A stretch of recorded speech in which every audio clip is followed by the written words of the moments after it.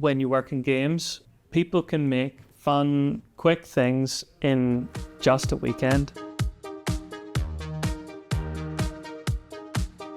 Hi, I'm Ethan McLean. I'm an environment artist and game designer at Saltstone Studios. 3 projects I worked on were a short animated film called Lucas. Then I would move on to work on The Pale Beyond, a video game made by Saltstone Studios. And then I worked with Night Dial on their horror game Crowded Followed.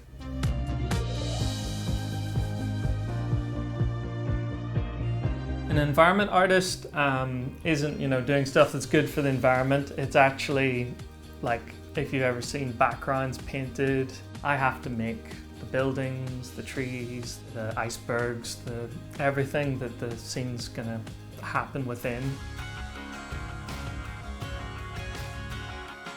I'm not just an artist. I'm not just sitting in Photoshop painting all day. I'm gonna have to have the game engine open. I'm gonna have to have Unity open, which is the game engine we use.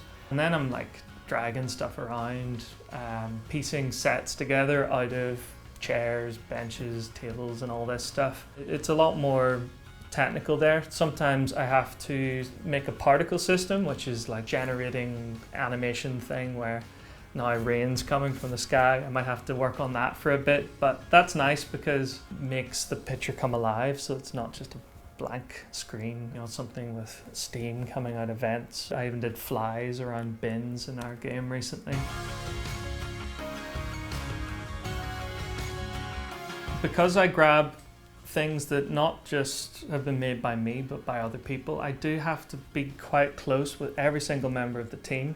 I need to know from the narrative team, in this time period, do you want there to be tanks? If tanks have been invented, did they go to war? Did they make the tanks? So that's before I even decide to make some art assets. If one of the artists has been painting characters, you might have some really tall character, but I've made the chairs that he's gonna have to sit and eat a meal at a table. I'm gonna have to talk to the character artist to make sure that character's not too big for any of the tables that I've made, and we land that plane, we make sure everything comes together. A lot of it is just constantly working with everyone in the team.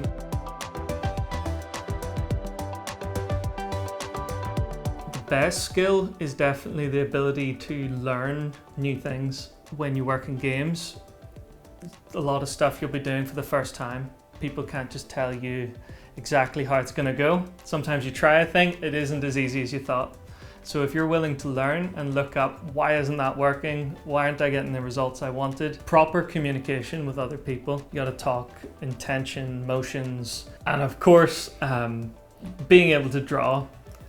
If you can't draw, that's really difficult. But I would definitely recommend that you get comfortable painting with software like Photoshop. Learn how to use a graphics tablet if you can. So that would be like a Wacom tablet that you draw on here, look at the screen. But there are free alternatives out there if you don't want to use Photoshop. There's Krita, there's GIMP, which is really good.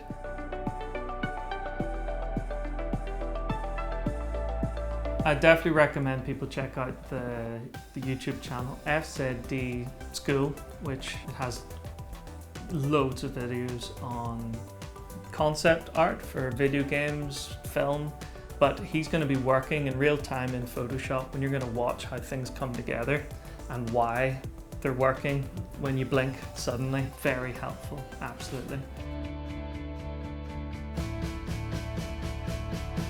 The thing I love about games is that inherently they're supposed to be something that you interact with that's fun, and you can get that remarkably quickly without needing an awful lot.